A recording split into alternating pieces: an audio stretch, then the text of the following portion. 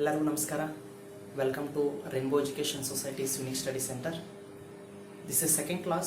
Today we are engaging the periodic classification of elements. ಧಾತುಗಳ ಆವರ್ತನೀಯ ವರ್ಗೀಕರಣ. ಬದುಕಿನಲ್ಲಿ ನಾಳೆಯ ಭರವಸೆ ಇರಬೇಕು, ಕನಸಿಗಿಂತ ಹೆಚ್ಚಾಗಿ ಭರವಸೆ ಇರಬೇಕು. ನಿನ್ನೆಯ ಘಟನೆಯನ್ನು ನೆನಪು ಮಾಡಿಕೊಳ್ಳೋದಕ್ಕಿಂತ ಹೆಚ್ಚಾಗಿ ಅದರ ಅನುಭವ ಮಾತ್ರ ನಮ್ಮ ಜೊತೆ ಇರಬೇಕು. ಇವತ್ತು ನಾವು ಹೆಚ್ಚಿಗೆ ಪ್ಲ್ಯಾನ್ ಮಾಡೋದಕ್ಕಿಂತ ಹೆಚ್ಚಾಗಿ ವರ್ಕೌಟ್ ಮಾಡಬೇಕು. ಬರೀ ಚಾರ್ಟ್ಔಟ್ ಹಾಕಿ ನಾನು ಇದನ್ನು ಮಾಡ್ತೀನಿ ಅಂತ ಪ್ಲ್ಯಾನ್ ಹಾಕೊಳ್ಳೋದಕ್ಕಿಂತ ಹೆಚ್ಚಾಗಿ ಅದರ ಬಗ್ಗೆ ನಾವು ಕೆಲಸ ಮಾಡೋಕ್ಕೆ ಶುರು ಮಾಡಬೇಕು. ಅಂದರೆ ಅಷ್ಟೇ ನಾಳೆಯ ಕನಸು ನಮಗೆ ನನಸಾಗಕ್ಕೆ ಸಾಧ್ಯ, ಇಲ್ಲಾಂದರೆ ಆಗೋದಿಲ್ಲ. ಸೊ ಕನಸಿನೊಂದಿಗೆ ನಿಮ್ಮ ಶ್ರಮನೂ ಇರಬೇಕು. ಎರಡು ಇದ್ದಾಗ ಮಾತ್ರ ಪ್ರತಿಫಲ ಸಿಗುತ್ತೆ, ಇಲ್ಲಾಂದರೆ ಸಿಗೋದಿಲ್ಲ. Today we will begin with a new chapter, that is ಧಾತುಗಳ ಆವರ್ತನೀಯ ವರ್ಗೀಕರಣ, periodic classification of elements. Let's have a look at that one. ಧಾತುಗಳ ಆವರ್ತನೀಯ ವರ್ಗೀಕರಣ ಯಾಕೆ ಬೇಕು? Why we need to classify the elements. Periodic ಟೇಬಲನ್ನು ನಾನು ಲಾಸ್ಟ್ ವಿಡಿಯೋದಲ್ಲಿ ತೋರಿಸಿದ್ದೀನಿ. ಹಾಗಾದರೆ ಧಾತುಗಳನ್ನು ಯಾಕೆ ವರ್ಗೀಕರಣ ಮಾಡಬೇಕು? Why we need to classify this all elements. ಯಾಕೆ ಅಂತಂತಂದರೆ, ಪ್ರಸ್ತುತ ನಮ್ಮಲ್ಲಿರುವಂಥ ಎಲ್ಲ ಧಾತುಗಳನ್ನು ವರ್ಗೀಕರಣ ಮಾಡ್ತೇನೆ ಅವುಗಳ ಗುಣಗಳನ್ನು ನೆನಪಿಟ್ಕೊಳ್ಳೋದು ತುಂಬ ಕಷ್ಟ. ವರ್ಗೀಕರಣದ ಮೇಲೆ ಒಂದು ಗುಂಪಿನಲ್ಲಿ ಬರುವಂಥ ಧಾತುಗಳನ್ನು ಅದರದ್ದು ಒಂದೇ ಥರ ಗುಣ ಅಂತ ಹೇಳಿ ನಾವು ಅದನ್ನು ಕ್ಲಾಸಿಫೈ ಮಾಡಬಹುದು. Classification of elements only because to understand the properties of similar kind of the elements. ಈ ಕ್ಲಾಸಿಫಿಕೇಶನ್ ಮಾಡೋದಾದರೆ ಫಸ್ಟ್ ಟೈಮ್ ಯಾರು ಕ್ಲಾಸಿಫಿಕೇಶನ್ ಮಾಡಿದರು, ಅದರ ಹಿಸ್ಟ್ರಿ ಏನು ಅಂತ ನೋಡ್ಕೊಂಬರೋಣ. ಹಾಗಾದರೆ ಕ್ಲಾಸಿಫಿಕೇಶನಲ್ಲಿ ನೋಡೋದಾದರೆ ನಮಗೆ ಪ್ರಮುಖವಾಗಿ 4 ಜನ ಬರ್ತಾರೆ. ಮೊಟ್ಟ ಮೊದಲನೇ ಬಾರಿಗೆ ಬರುವಂಥ the very first scientist in the classification of element is Dobereiner. ಆ ಡೊಬೆರಿನರ್ ಪೂರ್ತಿ ಹೆಸರು John ವುಲ್ಫ್ಗ್ಯಾಂಗ್ ಡೊಬೆರಿನರ್.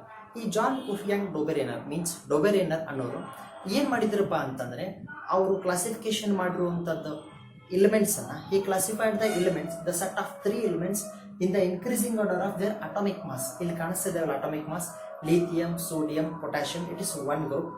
Calcium, sodium and barium one group. Chlorine, bromine, iodine, it is another group. ಈ ಥರ ಸೆಟ್ ಆಫ್ 3 ಎಲಿಮೆಂಟ್ಸನ್ನು ಅವನು ಕ್ಲಾಸಿಫೈ ಮಾಡ್ಕೊತ ಹೋದ್ರು. ಅವರು ಸೆಟ್ ಆಫ್ 3 ಎಲಿಮೆಂಟ್ ಕ್ಲಾಸಿಫೈ ಮಾಡೋದರ ಜೊತೆಗೆ he arrange the elements in such way that increasing order of atomic mass. ಲಿಥಿಯಂಗಿಂತ ಸೋಡಿಯಂದು ಅಟಾಮಿಕ್ ಮಾಸ್ ಜಾಸ್ತಿ ಇದೆ, ಸೋಡಿಯಂಗಿಂತ ಪೊಟ್ಯಾಷಿಯಂದು ಅಟಾಮಿಕ್ ಮಾಸ್ ಜಾಸ್ತಿ ಇದೆ.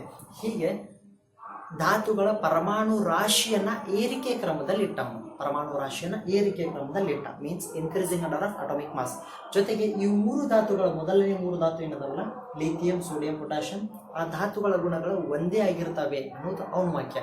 ಅವನು ಇದೇ ಥರ 3 ಸೆಟ್ ಮಾಡ್ಕೊತ ಹೋದ. ಈ 3 ಸೆಟ್ ಮಾಡ್ಕೊತ ಹೋದಲ್ಲ, ಇದಕ್ಕೆ ಅವನು ಏನಂತ ಹೆಸರು ಕರೆದ ಅಂತಂದರೆ, ಅವನು ಡೊಬೆರಿನರ್ ಅವರ ತ್ರಿವಳಿಗಳು ಅಂತ ನಾವು ಅದನ್ನು ಹೆಸರಿಟ್ವಿ. ತ್ರಿವಳಿಗಳು ಅಂದರೆ 3 ಧಾತುಗಳನ್ನಷ್ಟೇ ಅವನು ಇಟ್ಕೊತ ಹೋದ. Dobereiner arranged the elements in the increasing order of atomic mass, and those 3 set of elements are having the same character, and these set of 3 elements are called as Dobereiner's triads ಅಂತ ಕರಿತೀವಿ. These triads are nothing but the set of 3 elements, but this theory fails further just because it is not possible to keep the set of only 3 elements for continuously. The continuously 3 set means it is not sufficient, or it's not the neat arrangement or perfect classification of all the elements. It's not considered as a good classification. Therefore this theory fails only because of set of 3 limited classification. ಬರೀ 3 ಧಾತುಗಳನ್ನು ವರ್ಗೀಕರಣ ಮಾಡುವುದರಿಂದ ಈ ಡೊಬೆರಿನರ್ ಥಿಯರಿಯನ್ನು ಏನಾದರೂ fail ಆಯಿತು. ಹಾಗ next ಬಂದವರು ಯಾರಪ್ಪ ಅಂತಂದರೆ ಜಾನ್ ನ್ಯೂಲ್ಯಾಂಡ್ ಅಂತ. ಈ ಜಾನ್ ನ್ಯೂಲ್ಯಾಂಡ್ ಏನು ಮಾಡಿದರು ಅಂತಂದರೆ, ಇವರು ಈ ಧಾತುಗಳನ್ನು ಗುಣಗಳು ಮತ್ತೆ ಪರಿವರ್ತನೆ ಆಗ್ತವೆ ಅನ್ನುವಂಥ ಮೊಟ್ಟ ಮೊದಲನೆಯ ಸಂದೇಶವನ್ನು ಕೊಟ್ಟವ್ರು ಯಾರಂತಂದರೆ Newland. He used the word period, ಆವರ್ತ ಅನ್ನುವಂಥ ಒಂದು ಪದವನ್ನು ಉಪಯೋಗಿಸ್ಕೊಂಡ್ರು. ಆವರ್ತ ಮೀನ್ಸ್ ಪೀರಿಯಡ್. ನಾವು ಸ್ಕೂಲಲ್ಲಿ ಹೇಳ್ತೀವಲ್ಲ, ಫಸ್ಟ್ ಪೀರಿಯಡ್ ಮ್ಯಾಥ್ಸ್ ಇತ್ತು, ಸೆಕೆಂಡ್ ಪೀರಿಯಡ್ ಸೈನ್ಸ್ ಇತ್ತು, ಥರ್ಡ್ ಪೀರಿಯಡ್ ಸೋಷಲ್ ಇತ್ತು, ಫೋರ್ತ್ ಪೀರಿಯಡ್ ಹಿಂದಿ ಇದೆ ಅಂತ ನಾವು ಹೇಳ್ತೀವಲ್ಲ. So it means period is nothing but the same time 40 minutes of one period. It is continued for the second period 40 minutes, third period 40 minutes. ಇದೇ ಥರ same kind repetition ಆಗುತ್ತಲ್ಲ, ಇದನ್ನು ನಾವೇನಂತ ಕರಿತೀವಿ, ಪೀರಿಯಡ್ ಅಂತ ಕರಿತೀವಿ. ಅದನ್ನೇ ನಾವು ಕನ್ನಡದಲ್ಲಿ ಆವೃತ್ತಿ ಅಂತ ಕರೀತಾರೆ. ಹಾಗಾದರೆ he said means Newland said that every element is having the similar properties, means properties of the elements are repeating by increasing their atomic mass ಹೆಂಗ್ ಜಾಸ್ತಿ ಆಕೊಂತ ಹೋಗುತ್ತಲ್ಲ ಹಂಗ ಪ್ರಾಪರ್ಟಿನೂ ಕೂಡ ರಿಪೀಟ್ ಆಕೊಂತ ಬರುತ್ತೆ ಅಂತ ಅವನು ಹೇಳ್ದ. ಅದನ್ನೇ ನಾವೇನಂತ ಕರಿತೀವಿ ಅಂದ್ರೆ ನ್ಯೂಲ್ಯಾಂಡ್ ನ ಅಷ್ಟಕ ನಿಯಮ ಅಂತ ಹೇಳ್ತೀವಿ. ಹಾಗಾದ್ರೆ ಅಷ್ಟಕ ನಿಯಮ ಇಲ್ಲಿ ಏನ್ ಹೇಳುತ್ತೆ ಅಂತಂದ್ರೆ ಇವ್ರ ಪ್ರಕಾರ ಇಲ್ಲಿ ಕಾಣಿಸುತ್ತಲ್ಲ ಇದು, ಅವನೇನ್ ಮಾಡಿದ ಅಂದ್ರೆ hydrogen, lithium, beryllium, boron, carbon, nitrogen, oxygen ಅಂತ ಇಟ್ಟ. ಹಾಗಾದ್ರೆ ಹೈಡ್ರೋಜನ್ ಇಂದ ಆಕ್ಸಿಜನ್ ಮಟ್ಟ 7 ಎಲಿಮೆಂಟ್ಸ್ ಆಯ್ತು, 1 2 3 4 up to 7. After 7 8th element he arranged below the hydrogen. Fluorine ಅನ್ನು ಏನ್ ಮಾಡಿದಾನೆ, ಹೈಡ್ರೋಜನ್ ಕೆಳಗಡೆ ಇಟ್ಟಿದ್ದಾನೆ. ಅದರ ಅರ್ಥ ಏನಂತಂದ್ರೆ every 8th element is having the similar properties to the first one. ಪ್ರತಿ 8ನೆಯ ಧಾತು ಮೊದಲನೆಯ ಧಾತುವಿನ ಗುಣಗಳನ್ನ ಹೊಂದಿರುತ್ತದೆ ಅನ್ನೋದು ಅವನ ವಾಕ್ಯ. ಆ ವಾಕ್ಯವನ್ನೇ ನಾವೇನಂತ ಕರಿತೀವಿ ಅಂದ್ರೆ ನ್ಯೂಲ್ಯಾಂಡ್ಸ್ ರವರ ಅಷ್ಟಕ ನಿಯಮ ಅಂತ ಕರಿತೀವಿ. ನ್ಯೂಲ್ಯಾಂಡ್ಸ್ ಆಕ್ಟೇವ್ಸ್ ಲಾ ಅಂತ ಕರಿತೇವೆ, ಲಾ ಆಫ್ ಆಕ್ಟೇವ್ಸ್. ಇದರ ಅರ್ಥ ಏನಂತಂದ್ರೆ ಪ್ರತಿ 8ನೇ ಧಾತು ಒಂದನೇ ಧಾತುವಿನ ಗುಣವನ್ನು ಹೊಂದಿರುತ್ತೆ. ಇಲ್ಲಿ 8ನೇ ಧಾತು ಅಂದ್ರೆ ಹೈಡ್ರೋಜನ್ ಇಂದ ಹೋದ್ರೆ 8th ಎಲಿಮೆಂಟ್ ಯಾವುದು, ಫ್ಲೋರಿನ್ ಬರುತ್ತೆ. ಸಿಮಿಲರ್ಲಿ ಲಿಥಿಯಂ ಇಂದ ಸ್ಟಾರ್ಟ್ ಮಾಡಿದ್ರೆ 8ನೇ ಧಾತು ಬರುವುದು ಯಾವುದು, ಸೋಡಿಯಂ.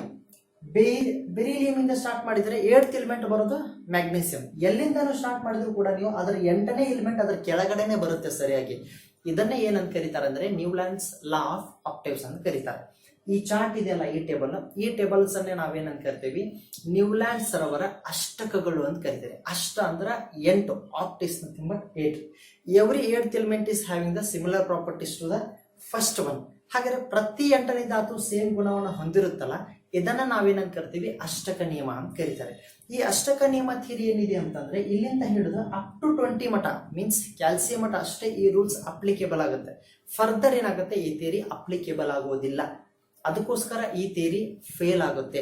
ಈ ಥಿಯರಿ ಡ್ರಾಬ್ಯಾಕ್ ಏನ್ ಕಾರಣ ಅಂದ್ರೆ it's eligible only for up to 20, atomic number 20 means calcium ಮಟ ಅಷ್ಟೇ ರಿಪೀಟ್ ಆಗುತ್ತೆ. 21 ಇಂದ ಹೋದ್ರೆ ಎವ್ರಿ 8th ಎಲಿಮೆಂಟ್ ಗುಣ ರಿಪಿಟೇಷನ್ ಆಗರ, means after 21st it is not resemble the character of first element. 8ನೇದು ಫಸ್ಟ್ ಕ್ಯಾರೆಕ್ಟರ್ ಎರಡು ಮ್ಯಾಚ್ ಆಗೋದಿಲ್ಲ. ಅದಕ್ಕೋಸ್ಕರ Newlands octave law is restricted only to the atomic number 20 means up to calcium. ಅದಕ್ಕೋಸ್ಕರ ಈ theory fail ಆಗುತ್ತೆ. ಇನ್ನೂ ಒಂದು ದೊಡ್ಡ ಕಾರಣ ಏನಪ್ಪಾ ಅಂತಂದ್ರೆ along with the classification of these elements, the scientist Newland said that the octaves law means repetition of every 8th element to the first character. It is following the ಸರಿಗಮ ಪದನಿಸ ಸಪ್ತ ಸ್ವರಗಳಿಗೆ ಹೋಲಿಸಿಕೊಂಡವನು ಕಾರಣ ಕೊಟ್ಟುಬಿಟ್ಟ. ಅದು ಒಂದೇ ಕಾರಣಕ್ಕೋಸ್ಕರ ಏನಾಯ್ತು ಅಂತಂದ್ರೆ ಈ ಥಿಯರಿ ಕೂಡ ಫೇಲ್ ಆಯ್ತು. ಸ್ವರಗಳನ್ನೇ ಬೇರೆ, ಸಂಗೀತದ ಸ್ವರಗಳೇ ಬೇರೆ, ಧಾತುಗಳ ಗುಣಗಳನ್ನೇ ಬೇರೆ, ಅವೆರಡು ಹೋಲಿಸುವುದರಿಂದ ಈ ಥಿಯರಿ ಫೇಲ್ ಆಗಿಬಿಡ್ತು. ಆಗ ಮೂರನೇ ಬಂದವರು ಯಾರಪ್ಪ ಅಂತಂತಂದ್ರೆ ದ ಗ್ರೇಟ್ ಸೈಂಟಿಸ್ಟ್ ಮೆಂಡಲಿವ್ ಪೂರ್ತಿ ಹೆಸರು ಡಿಮೆಟ್ರಿ ಇವಾನೋವಿಚ್ ಮೆಂಡಲಿವ್. ಈ ಮೆಂಡಲಿವ್ ಅವ್ರು ಏನ್ ಮಾಡಿದ್ರು ಅಂತಂದ್ರೆ ಅಲ್ಲಿ ಅವ್ರು ಹೇಗೆ 3 ಮಂದಿನೂ ಮಾಡಿದ್ರಲ್ಲ, Wegener also arranged the elements in the increasing of atomic mass. Newland also arranged the elements in the increasing of atomic mass.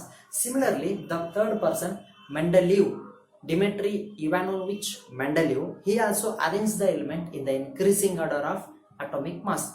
ಆದ್ರೆ ಅವನು ಪ್ರಿಫರೆನ್ಸ್ ಕೊಟ್ಟಿರೋದು ಏನಂತಂತಂದ್ರೆ ಪರಮಾಣು ರಾಶಿಗಿಂತ ಹೆಚ್ಚಾಗಿ ಅವನ ಪ್ರಾಮುಖ್ಯತೆ ಕೊಟ್ಟಿದ್ದು ಒಂದೇ ತರನಾಗಿ ಅಥವಾ ಒಂದೇ ಗುಣಗಳನ್ನು ಹೊಂದಿರುವ ಧಾತುಗಳನ್ನು ಒಂದೊಂದು ಗುಂಪು ಮಾಡಿ ಅವನು ಜೋಡಣೆಯನ್ನ ಮಾಡಿದ.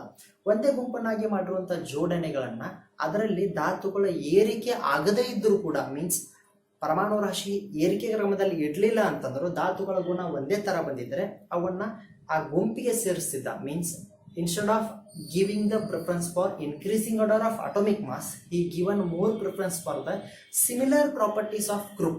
ಯಾವ ಗ್ರೂಪ್ ಅಲ್ಲಿ, ಯಾವ ಗುಂಪಿನಲ್ಲಿ ಪರಮಾಣು ಧಾತುಗಳಿದಾವಲ್ಲ, ಯಾವ ಗುಂಪಿನಲ್ಲಿ ಧಾತುಗಳ ಗುಣಗಳು ಒಂದೇ ತರ ಇರ್ತಾವೋ ಆ ಧಾತುಗಳ ಗುಂಪಿಗೆ ಈ ಧಾತುವನ್ನು ಜೋಡಿಸ್ತಿದ್ದ. ಅದಕ್ಕೆ ಅವರು ಬೆಲೆಯನ್ನ ಕೊಟ್ಟರು, ಅದಕ್ಕೆ ಅವರು ಪ್ರಿಫರೆನ್ಸ್ ಅನ್ನ ಕೊಟ್ಟರು ಹೊರತು ಧಾತುಗಳನ್ನ ಏರಿಕೆ ಕ್ರಮದಲ್ಲಿನೇ ಇಡಬೇಕು ಅನ್ನುವಂತ ವಿಚಾರವನ್ನು ಅವರು ದೂರ ಇಟ್ಟಿದ್ರು. ಯಾರು? ಮೆಂಡಲಿವ್. ಹಾಗಾಗಿ ಇಲ್ಲಿ ನೋಡಿದ್ರೆ ನಮ್ಗೆ ಗೊತ್ತಾಗುತ್ತೆ ಕೆಲವೊಂದು ಧಾತುಗಳನ್ನ ಏರಿಕೆ ಕ್ರಮದಾಗ ಇಡ್ಲಿಲ್ಲ ಅಂದ್ರೂ ಕೂಡ ಧಾತುಗಳ ಗುಣಗಳನ್ನ ಪ್ರಾಮುಖ್ಯವಾಗಿಟ್ಟುಕೊಂಡು ಇವರು ಕ್ಲಾಸಿಫಿಕೇಶನ್ ಮಾಡಿದ್ರು.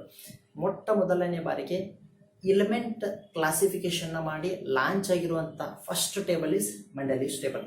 Therefore it is called as Mendeleev's periodic table. Mendeleev periodic table, Mendeleev ಆವರ್ತಕ ಕೋಷ್ಟ ಅಂತ ಕರಿತೀವಲ್ಲ, ಈ ಕೋಷ್ಟಕ ಯಾವುದಂದ್ರೆ ಇದೆ. ಇದನ್ನು ನಾವೇನಂತ ಕರಿತೀವಿ, ಮೆಂಡಲಿವ್ ಆವರ್ತಕ ಕೋಷ್ಟ. ಇದರಲ್ಲಿ ಕಾಣಿಸುತ್ತೆ ನಿಮಗೆ, ಕಂಬ ಸಾಲುಗಳನ್ನು ನಾವು ವರ್ಗಗಳು ಅಂತ ಕರಿತೀವಿ, ಅಡ್ಡ ಸಾಲುಗಳನ್ನು ನಾವು ಆವರ್ತ ಅಂತ ಕರಿತೀವಿ. Vertical columns are called as groups and horizontal rose are called as period. Total number of groups, ಒಟ್ಟು ಗುಂಪುಗಳು ಎಷ್ಟಿದಾವೆ ಅಲ್ಲಿ ಕಾಣಿಸುತ್ತಾ, 1 2 3 4 ರೋಮನ್ ನಂಬರ್ ಅಲ್ಲಿ ಟೋಟಲ್ ಒಟ್ಟಾಗಿ 8 ಗುಂಪುಗಳಿದಾವೆ. ಆವರ್ತಗಳಂತ ಬಂದರೆ, ಪೀರಿಯಡ್ ಅಂತ ಬಂದರೆ 6 ಪೀರಿಯಡ್ಗಳಿದಾವೆ, 6 ಪೀರಿಯಡ್ಸ್ ಆಗಿದೆ. ಕೋಬಾಲ್ಟದ ಅಟೋಮಿಕ್ ಸಂಖ್ಯೆ ಎಷ್ಟಿದೆ ಅಂತಂತಂದ್ರೆ 58.9 ಇದೆ. ನಿಕಲ್ದು ಅಟೋಮಿಕ್ ಮಾಸ್ ಎಷ್ಟಿದೆ ಅಂತಂದ್ರೆ 58.7 ಇದೆ. ಸೊ ಇದರಲ್ಲಿ cobalt is having slightly greater atomic mass than the nickel.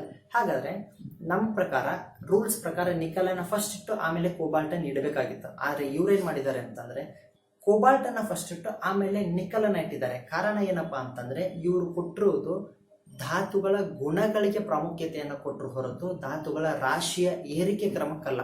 He given the more preference for the increasing, instead of giving the more preference for the increasing order of atomic mass, he given the more preference for the similar characteristic property of the elements. Therefore, he given the placement of nickel first next to the cobalt. Nickel first arrangement ಮಾಡಿ next cobalt ಅನ್ನು ಇಟ್ಟಿದ್ದಾರೆ. ಹಾಗಾದರೆ ಮೆಂಡಲಿವ್ಸ್ ಆವರ್ತಕದ ನಿಯಮ ಏನು ಹೇಳುತ್ತೆ ಅಂತಂದ್ರೆ, the properties of the elements are periodic function of their atomic mass. Means ಧಾತುಗಳ ಪರಮಾಣು ರಾಶಿಯನ್ನು ಏರಿಕೆ ಕ್ರಮದಲ್ಲಿ ಜೋಡಣೆ ಮಾಡ್ಕೊಂತ ಹೋದರೆ ಪರಮಾಣು ರಾಶಿ ಹೆಚ್ಚಾದಂತೆ ಗುಣಗಳು ಮತ್ತೆ ಪರಿವರ್ತನೆ ಆಗ್ತಾ ಇದ್ದಾವೆ. ಆ ಗುಣಗಳು ಮತ್ತೊಳ್ಳೆ ರಿಪೀಟ್ ಆಗ್ತಾ ಇದ್ದಾವೆ. ಅದನ್ನು ಅವನು ಏನಂತ ಕರೀತಾನಂದ್ರೆ, ಧಾತುಗಳ ಗುಣಗಳು ಅವುಗಳ ಪರಮಾಣು ರಾಶಿಯ ಆವರ್ತನೆಯ ಪುನರಾವರ್ತನೆ ಆಗಿವೆ. ಹೇಗೆ ಪರಮಾಣು ರಾಶಿಯನ್ನು ನಾವು ಏರಿಕೆ ಮಾಡ್ಕೊಂತ ಹೋಗ್ತೀವಲ್ಲ, ಅವಾಗ ಅದರ ಗುಣಗಳು ಮತ್ತೆ ಪುನರಾವರ್ತಿಸ್ತಾ ಇದ್ದಾವೆ. ಅದನ್ನೇ ನಾವೇನಂತ ಕರಿತೀವಿ ಅಂದ್ರೆ ಮೆಂಡಲಿವ್ ಆವರ್ತಕ ನಿಯಮ ಅಂತ ಕರಿತೀವಿ. Mendeleev's periodic law states that the properties of elements are the periodic function of their atomic mass. Atomic mass increasing ಆದಂಗೆ ಪ್ರಾಪರ್ಟೀಸ್ ಮತ್ತೆ ರಿಪಿಟೇಷನ್ ಆಗ್ತವೆ ಅನ್ನೋದೇ ಮೆಂಡಲಿವ್ಸ್ ಅವರ ವಾದ. ಮೆಂಡಲಿವ್ ಆವರ್ತಕ ಕೋಷ್ಟದಲ್ಲಿ ಅವರು ಮಾಡುವಂಥ ದೊಡ್ಡ ಸಾಧನೆ ಏನಪ್ಪಾ ಅಂತಂದರೆ, he given the advance name and advance characteristic of the element before its discovery. ಧಾತುಗಳು ಸಿಗೋಕ್ಕಿಂತ ಮುಂಚೆನೆ ಆ ಧಾತುಗಳಿಗೆ ಕೆಲವೊಂದು ಎಂಟಿ ಸ್ಪೇಸನ್ನು ಬಿಟ್ಟು, ಅದು ಎಂಟಿ ಸ್ಪೇಸ್ ಬಿಟ್ಟಿದ್ದನ್ನು ಲೋಪದೋಷ ಅಥವಾ ಅದು ರಾಂಗ್ ಇದೆ ಅಂತ ಹೇಳ್ದೇನೆ ಅಲ್ಲೊಂದು ಧಾತುಗಳನ್ನು ನೀವು ನೆಕ್ಸ್ಟ್ ಡಿಸ್ಕವರ್ ಮಾಡಿದ್ರಿಂದ ಇಲ್ಲಿ ಇಡಬಹುದು. ಆ ಧಾತುಗಳದ ಕ್ಯಾರೆಕ್ಟರಿಸ್ಟಿಕ್ ಹೆಂಗಿದೆ, ಅದ್ರ ಗುಣಗಳು ಹೆಂಗಿದೆ ಅಂತಂದು ಅಡ್ವಾನ್ಸ್ ಆಗಿ ಥಿಂಕ್ ಮಾಡಿ ಮೆಂಡಲಿವ್ ಅವರು ಹೇಳಿದ್ರು. ಅದನ್ನೇ ನಾವು ಅದನ್ನು ಡಿಸ್ಕವರ್ ಲೇಟರ್ ಆಗಿ, ಅಂದರೆ ಬಹಳ ದಿನಗಳ ನಂತರ, ವರ್ಷಗಳ ನಂತರ ಅದನ್ನು ನಾವು ಕಂಡು ಹಿಡಿದಾಗ ಅವ್ರು ಏನು ಗುಣಗಳನ್ನ ಕೊಟ್ಟಿದ್ರಲ್ಲ ಮುಂಚೆ, ಅದು ಇಲ್ದಿರೋ ಟೈಮ್ದಲ್ಲಿ ಹೋಲಿಸಿ ನೋಡಿದಾಗ ಆಲ್ಮೋಸ್ಟ್ ಎಲ್ಲದರದ್ದು ಗುಣನೂ ಸೇಮ್ ಆಗಿತ್ತು. ಹಾಗಾದರೆ ಅವರು ಆ ಕೊಟ್ಟಿರುವಂಥ ಧಾತುಗಳು ಯಾವುವು ಅಂತಂತಂದರೆ ಸ್ಕ್ಯಾಂಡಿಯಂ ಅನ್ನು ಅದು ಖಾಲಿ ಬಿಟ್ಟಿದ್ದು ಎದ್ರ ಕೆಳಗಡೆ ಬಿಟ್ಟಿದ್ರು ಅಂತಂದ್ರೆ ಅವರು ಬೋರಾನ್ ಕೆಳಗಡೆ ಬಿಟ್ಟಿದ್ರು. ಅವಾಗ ಅವರು ಸ್ಕ್ಯಾಂಡಿಯಂ ಅನ್ನು ಏನು ಹೆಸರಿಸಿದ್ರು ಅಂದರೆ, scandium was actually not discovered at the time of Mendeleev's classification. Mendeleev's ಅವರು ಕ್ಲಾಸಿಫಿಕೇಶನ್ ಮಾಡೋ ಟೈಮ್ದಲ್ಲಿ ಸ್ಕ್ಯಾಂಡಿಯಂ ಇರಲಿಲ್ಲ. ಆವಾಗ ಅವರು ಆ ಜಾಗ ಖಾಲಿ ಬಿಟ್ಟಾಗ ಆ ಸ್ಕ್ಯಾಂಡಿಯಂ ಅನ್ನು ಏನು ಮಾಡಿದ್ರು ಅಂತಂದರೆ, ಅದು ಬರೋದು ಬೋರಾನ್ ಕೆಳಗಡೆ. ಅದಕ್ಕೋಸ್ಕರ ಅವರು ಬೋರಾನ್ ಕೆಳಗಡೆ ಬರುವಂಥ ಧಾತುವನ್ನು, below the boron the element which is coming, ಅದನ್ನೇನಂತ ನೇಮ್ ಮಾಡಿದ್ರು ಅಂತಂದ್ರೆ, he name that as eka boron is nothing but the element which is coming below the boron. ಆ ಬಿಲೋ ಬೋರಾನ್ ಬರುವಂತ ಇಕಾ ಬೋರಾನ್ ಅಂತ ಏನು ಕರಿತೀವಲ್ಲ, ಆ ಇಕಾ ಬೋರಾನನೇ ಸ್ಕ್ಯಾಂಡಿಯಂ. ಸಿಮಿಲರ್ಲಿ ಗ್ಯಾಲಿಯಂ ಅನ್ನುವಂಥ elements it is coming below the aluminium. ಆ gallium ಅನ್ನ ಅವರು ನೇಮಿಂಗ್ ಮಾಡಿದ್ದು ಇಕಾ ಅಲ್ಯೂಮಿನಿಯಂ ಅಂತ ನೇಮ್ ಮಾಡಿದ್ರು. ಅದೇ ತರ ಸಿಲಿಕಾನ್ ಕೆಳಗಡೆ ಬರುವಂತ ಧಾತುವನ್ನ ಇಕಾ ಸಿಲಿಕಾನ್. ಹಾಗಾದ್ರೆ ಇಕಾ ಸಿಲಿಕಾನ್ ಅಂದ್ರೆ ಯಾವುದು ಅಂದ್ರೆ ಜರ್ಮೇನಿಯಂ. ಮೀನ್ಸ್ ಮೆಂಡಲಿವ್ ಅವರು ಕ್ಲಾಸಿಫಿಕೇಶನ್ ಮಾಡುವಂಥ ಟೈಮಲ್ಲಿ ಬೋರಾನ್, ಅಲ್ಯೂಮಿನಿಯಂ, ಸಿಲಿಕಾನ್ ಕೆಳಗಡೆ ಸ್ಕ್ಯಾಂಡಿಯಂ, ಗ್ಯಾಲಿಯಂ ಮತ್ತೆ ಜರ್ಮೇನಿಯಂ ಅನ್ನ ಡಿಸ್ಕವರ್ ಮಾಡಿದ್ದಿಲ್ಲ. ಆದ್ರೆ ಅವರು ಸ್ಪೇಸನ್ನು ಬಿಟ್ಟು ಇಲ್ಲಿ ಯಾವುದೋ ಒಂದು ಧಾತು ಬರುತ್ತೆ, ಆ ಧಾತುಗಳಿಗೆ ಅಡ್ವಾನ್ಸ್ ನೇಮಿಂಗ್ ಮಾಡಿದ್ರು.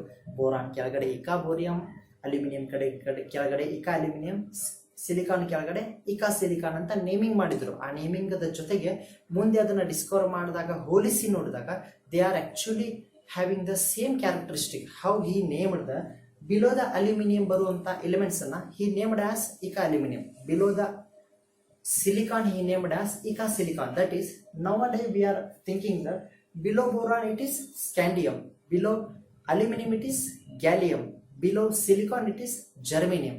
ಈ ತರ ಕ್ಲಾಸಿಫಿಕೇಶನ್ ಮಾಡಿ ಹೋದ್ಮೇಲೆ ಅವ್ರೇನ್ ಮಾಡಿದ್ರಲ್ಲ ಕ್ಲಾಸಿಫಿಕೇಶನ್ ಲೇಟರ್ ನಾವು ಅದರ ಬಗ್ಗೆ ಥಿಂಕ್ ಮಾಡಿ ನೋಡಿದ್ರೆ they are actually having the similar properties. Just look at this one.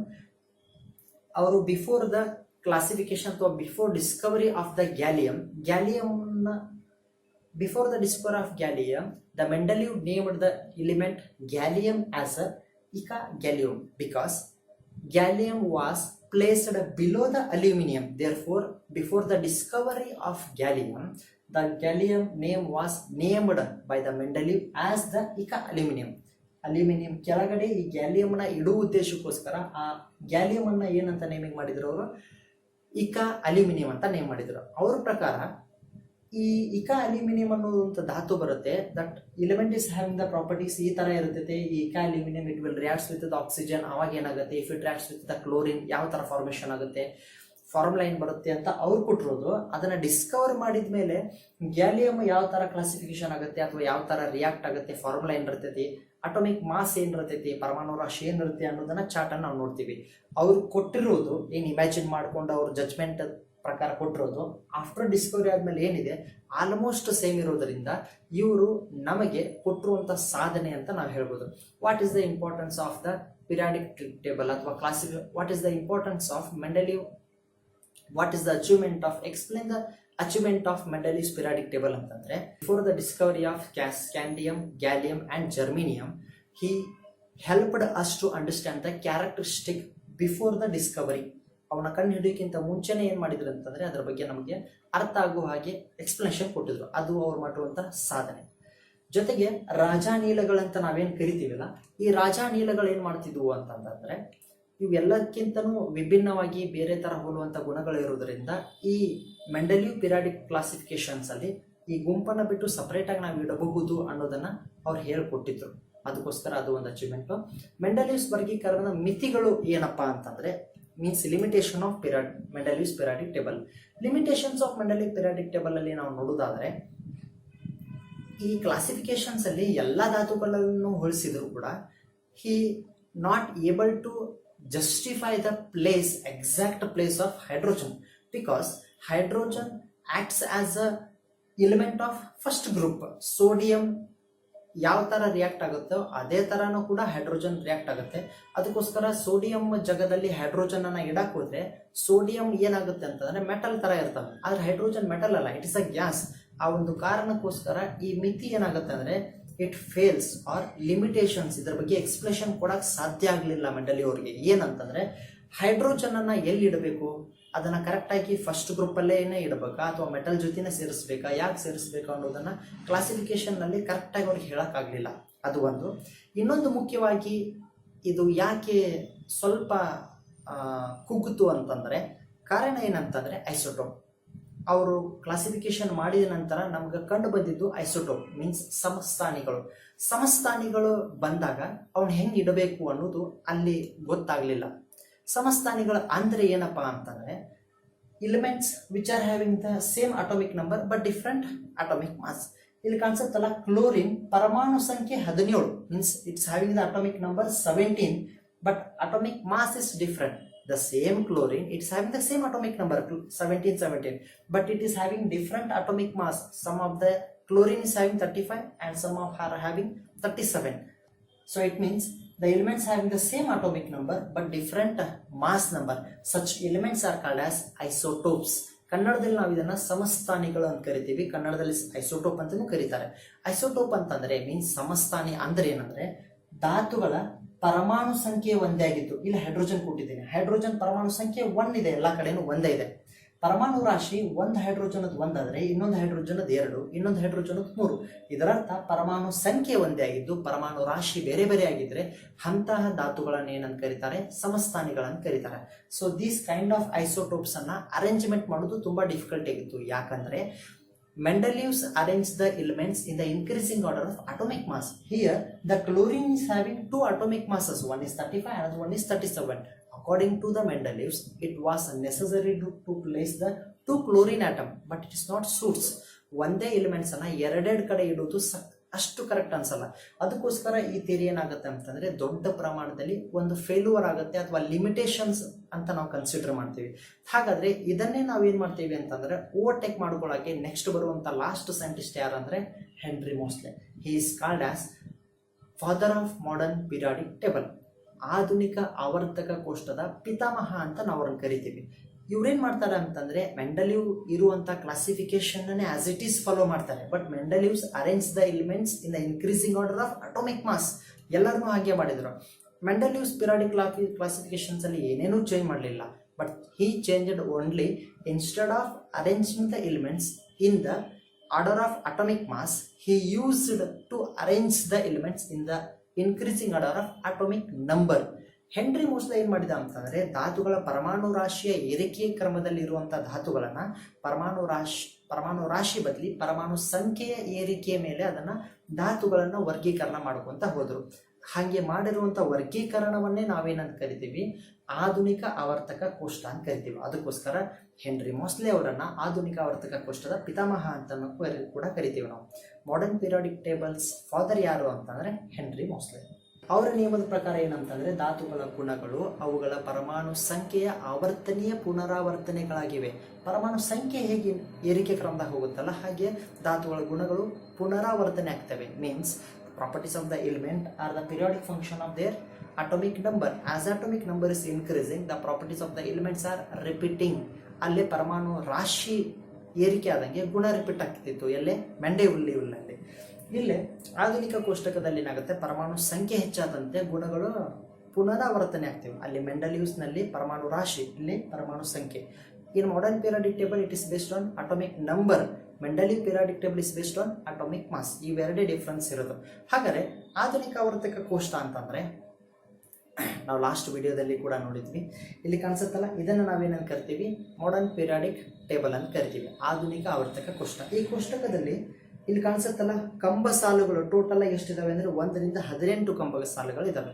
ಈ ಕಂಬ ಸಾಲುಗಳನ್ನು ನಾವೇನಂತ ಕರಿತೀವಿ ಅಂದ್ರೆ ಗುಂಪು ಅಂತ ಕರಿತೀವಿ, ಇಲ್ಲ ವರ್ಗ ಅಂತ ಕರಿತೀವಿ. ಆಧುನಿಕ ಆವರ್ತಕ ಕೋಷ್ಟದಲ್ಲಿ ಒಟ್ಟು 18 ಗುಂಪುಗಳಿವೆ. ಅಡ್ಡ ಸಾಲು ಅನ್ನೋದನ್ನ ನಾವು ಆವರ್ತ ಅಂತ ಕರಿತೀವಿ. ಒಟ್ಟಾರೆ 7 ಅಡ್ಡ ಸಾಲುಗಳಿದೆ. ಕೆಳಗಡೆ ಹೋದಂತೆ 7 ಇದಾವೆ, ಅದ್ರ ಕೆಳಗಡೆ ಇನ್ನೂ 2 ಇದಾವೆ. ಅದನ್ನ ನಾನು ಹೇಳ್ತೀನಿ. ಇನ್ನು modern periodic table totally 18 groups are there. Groups are nothing but the vertical columns are called as groups. Totally 18 groups ಇದಾವೆ. Horizontal rows are called as periods. ಈ horizontal rows ಅನ್ನ ಏನಂತ ಕರಿತೀವಿ ನಾವು, ಪೀರಿಯಡ್ ಅಂತ ಕರಿತೀವಿ. Total number of periods are 7. Below the 7 extra 2 rows are there. Those rows are called as lanthanide and actinide. Here just you look at that one. 6th period ಅನ್ನ ನೋಡಿದ್ರೆ 6th period ಅಲ್ಲಿ ಏನಿದೆ ಅಂತಂದ್ರೆ LA ಅಂತ ಇದೆ, atomic number 57. 57 ಆದ ತಕ್ಷಣ next ಏನಿದೆ ಅಂದ್ರೆ 72 ಇದೆ ಅಟೋಮಿಕ್ ನಂಬರ್. ಅಲ್ಲಿ ಕೆಳಗಡೆ ನೋಡ್ರಿ 57 ಆದಮೇಲೆ ಅಟೋಮಿಕ್ ನಂಬರ್ 57 ಆದಮೇಲೆ 72 ಇದೆ. ಹಾಗಾದ್ರೆ ಇನ್ ಬಿಟ್ವೀನ್ ಬರುವ ಎಲ್ಲಿದಾವೆ ಅಂತಂದ್ರೆ ಆ 7th ಪೀರಿಯಡ್ ಕೆಳಗಡೆ ಇಟ್ಟಿದ್ದಾರೆ lanthanide. Lanthanide R the elements of 6th period. Similarly 7th period ಅಲ್ಲಿ ಏನಾಗುತ್ತೆ ಅಂತಂದ್ರೆ AC ಅಂತ ಇದೆ, ಅಂದ್ರೆ ಅಟೋಮಿಕ್ ನಂಬರ್ 89 ಆದ ತಕ್ಷಣ ನೆಕ್ಸ್ಟ್ ಬರೋದು 104 ಅಂತ ಬಂದಿದೆ. ಹಾಗಾದ್ರೆ ಇನ್ ಬಿಟ್ವೀನ್ ಬರುವಂತ ಎಲಿಮೆಂಟ್ಸ್ ಎಲ್ಲಿದಾವೆ ಅಂದ್ರೆ those are nothing but the actinide series. ಕೆಳಗಡೆ ಐತಲ್ಲ ಆಕ್ಟಿನೈಡ್ ಸೀರೀಸ್ ಅಲ್ಲಿ ಕಾಣುವಂತ ಎಲಿಮೆಂಟ್ಸ್ಗಳು, those are the elements of 7th period. Lanthanide ಅಂದ್ರೆ 6ನೇ ಆವರ್ತದಲ್ಲಿ ಬರುವಂತ ಧಾತುಗಳು, ಆಕ್ಟಿನೈಡ್ ಅಂತಂದ್ರೆ 7ನೇ ಆವರ್ತದಲ್ಲಿ ಬರುವಂತ ಧಾತುಗಳೇ. ಆದ್ರೆ ಸಪರೇಟ್ ಆಗಿ ಯಾಕೆ ಇಟ್ಟಿದ್ದಾರೆ ಅಂತಂದ್ರೆ ಕಾರಣ 2. ಒಂದು, ಅಲ್ಲಿಟ್ಟಾಗ ಜಗವನ್ನು ಬಹಳ ಆಕ್ರಮಿಸ್ಕೊಳ್ಳುತ್ತೆ ಅನ್ನೋದು ಒಂದು. ಇನ್ನೊಂದು, ಇಡೀ ಪಿರಿಯಾಡಿಕ್ ಟೇಬಲ್ಸ್ ಅಲ್ಲಿ ಇಲ್ಲಿ ಧಾತುಗಳು ಒಂದೇ ತರನಾದ ಗುಣಗಳು ಕಂಡು ಬರುವುದು ಎಲ್ಲಿ ಅಂತಂದ್ರೆ ಗುಂಪಿನ ಕೆಳಗಡೆ ಹೋದಂತೆ ಮಾತ್ರ. Can you see here? The first group elements are having the similar properties. The elements which are belonging to the any of the period. If you look at the third group, the elements which are present in the particularly third group, those are having the similar properties. Similarly, the 17th group's elements are having the similar properties.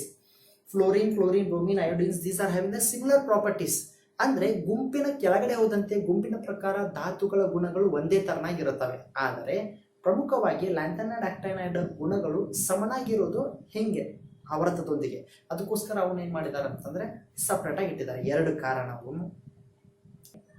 ಆಧುನಿಕ ಆವರ್ತಕ ಕೋಷ್ಟದಲ್ಲಿ ಈ ಧಾತುಗಳ ಸ್ಥಾನವನ್ನ ಹೇಗೆ ಅಲಂಕರಿಸಿದ್ದಾರೆ, ಹೇಗೆ ಅಲ್ಲಿ ಇಟ್ಟಿದ್ದಾರೆ ಅಂತಂದ್ರೆ ಅದಕ್ಕೆ ನಾವು ಇದನ್ನ ಎಕ್ಸ್ಪ್ಲೇನ್ ಮಾಡೋಕ್ಕಿಂತ ಮುಂಚೆ we will have a look about the atomic structure ಅಂದ್ರೆ ಪರಮಾಣುವಿನ ರಚನೆ ನಾವು ಸ್ವಲ್ಪ ನೋಡೋಣ. ಇಲ್ಲಿ ಚಿತ್ರದಲ್ಲಿ ನೋಡಿದರೆ ಗೊತ್ತಾಗುತ್ತೆ ನಿಮಗೆ, ಮಧ್ಯದಲ್ಲಿ ನ್ಯೂಕ್ಲಿಯಸ್ ಇದೆ, ಬೀಜ ಕೇಂದ್ರ ಅಂತ ಕರಿತೀವಿ. Means centre it is nucleus and nucleus containing the protons and neutrons. Nucleus ನಲ್ಲಿ ಇರೋದು ಎರಡು, ಒಂದು protons plus neutron. The charge of the proton is positive, charge of the neutron is neutral, zero, ಯಾವ ಚಾರ್ಜು ಇರಲ್ಲ ಅದರದ್ದು. Proton plus neutral ಅದು zero charge ಇರ್ತೈತಿ, charge less ಅದು ನ್ಯೂಟ್ರಲ್ ಅಂತ ಕರಿತೀವಿ. ನ್ಯೂಟ್ರಾನ್ ನ್ಯೂಕ್ಲಿಯಸ್ ಅಲ್ಲಿ ಪ್ರೋಟಾನ್ಸ್ ಪ್ಲಸ್ ನ್ಯೂಟ್ರಾನ್ಸ್ ಇದೆ. ಅದ್ರ ಸುತ್ತಲೂ ಏನದಾವೆ ಅಂತಂದ್ರೆ ಇಲೆಕ್ಟ್ರಾನ್ಸ್ ಸುತ್ತಾ ಇರ್ತಾವೆ. Means electrons are revolving around the nucleus in a particular path. ಆ ಪಾತ್ ಅನ್ನ ನಾವೇನಂತ ಕರಿತೀವಿ ಅಂತಂದ್ರೆ ಶೆಲ್ಸ್ ಅಂತ ಕರಿತೀವಿ. First shell, second shell, third shell, fourth shell ಅಂತ ಕರಿತೀವಿ. ಅಂದ್ರೆ ಕವಚ ಅಂತ ಕರೀತಾರೆ ಕನ್ನಡದಲ್ಲಿ. ಮೊದಲನೇ ಕವಚ, ಎರಡನೇ ಕವಚ. ಈ ಕವಚದಲ್ಲಿ ಇಲೆಕ್ಟ್ರಾನ್ಸ್ಗಳು ಏನಾಗ್ತಾ ಇರ್ತವೆ, ಸುತ್ತಾ ಇರ್ತವೆ. ಅಂದ್ರೆ ನ್ಯೂಕ್ಲಿಯಸ್ ಸುತ್ತಾ ಇರ್ತವೆ. ಹಾಗಾದ್ರೆ ಈ ಕೆ ಶೆಲ್ ಅಲ್ಲಿ, ಎಲ್ ಶೆಲ್ ಅಲ್ಲಿ ಎಷ್ಟು ಇಲೆಕ್ಟ್ರಾನ್ಸ್ ಇದಾವೆ ಅಂತ ಕಂಡು ಹಿಡಿಯೋಕೆ ಒಂದು ಸೂತ್ರ ಇದೆ. ಅದಕ್ಕಿಂತ ಮುಂಚೆ ಗೊತ್ತಿರಲಿ ನಮಗೆ, ಪ್ರೋಟಾನ್ಸ್ಗಳು ಎಷ್ಟಿರ್ತಾವೋ ಅಷ್ಟೇ ಏನಿರ್ತಾವ ಅಂದ್ರೆ ಇಲೆಕ್ಟ್ರಾನ್ಸ್ಗಳ ಸಂಖ್ಯೆ ಇರ್ತವೆ. ಒಂದು ಧಾತುಗಳಲ್ಲಿ ಒಟ್ಟು ಪ್ರೋಟಾನ್ಸ್ಗಳು ಎಷ್ಟಿರ್ತಾವೆ ಅಂದ್ರೆ ಅಷ್ಟೇ ಇಲೆಕ್ಟ್ರಾನ್ಸ್ ಇರ್ತವೆ. ಒಂದು ಪ್ರೋಟಾನ್ ಇದ್ರೆ ಒಂದು ಎಲೆಕ್ಟ್ರಾನ್ಸ್, ನಾಲ್ಕು ಪ್ರೋಟಾನ್ಸ್ ಇದ್ರೆ 4 ಎಲೆಕ್ಟ್ರಾನ್ಸ್ ಇರ್ತವೆ. ಅಂದ್ರೆ ಇಲೆಕ್ಟ್ರಾನ್ಸ್ಗಳ ಸಂಖ್ಯೆ, ಪ್ರೋಟಾನ್ಸ್ಗಳ ಸಂಖ್ಯೆ ಒಂದೇ ಆಗಿರುತ್ತದೆ ಅನ್ನೋದು ಗೊತ್ತಿರಲಿ. ಪ್ರತಿಯೊಂದು ಕವಚದಲ್ಲಿ ಎಷ್ಟು ಇಲೆಕ್ಟ್ರಾನ್ಸ್ ಇದಾವೆ ಅಂತ ಕಂಡು ಹಿಡಿಯುವಂತ ಸೂತ್ರ ಏನಂತಂದ್ರೆ 2n². ಈ 2n² ಅನ್ನು ನಾವು ಸೂತ್ರ ಅಂತ ಕರಿತೀವಿ. It's a formula to calculate the number of electrons in a particular shell. How many electrons are present in a K shell ಅಂತ ಕೇಳಿದ್ರೆ you can calculate by using this formula 2n². Here n indicates that number of shells. ಈಗ first shell ಅಂತಂದ್ರೆ K shell.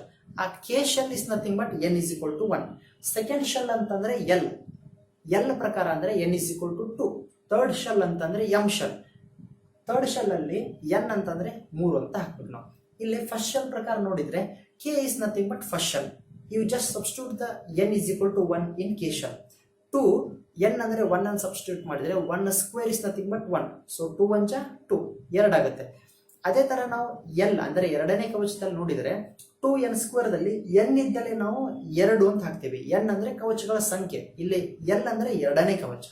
ಎರಡನೇ ಕವಚದಲ್ಲಿ ಇರುವಂತಹ electrons ಗಳನ್ನ ಕಂಡು ಹಿಡಿಯೋಕೆ ಈ ಫಾರ್ಮುಲಾದಲ್ಲಿ n ಇದ್ದಲ್ಲಿ 2 ಹಾಕ್ತೀವಿ ನಾವು. 2 ಇಂಟು n ಇದ್ದಲ್ಲಿ 2 ಹಾಕಿ 2 ವರ್ಗ, 2² ಅಂದ್ರೆ 2 ವರ್ಗ, 2 4, 2 2 4, 4 into 2 8. ಮೀನ್ಸ್ ಫಸ್ಟ್ ಶೆಲ್ ಅಲ್ಲಿ 2 ಎಲೆಕ್ಟ್ರಾನ್ಸ್, ಸೆಕೆಂಡ್ ಶೆಲ್ ಅಲ್ಲಿ 8 ಎಲೆಕ್ಟ್ರಾನ್ಸ್.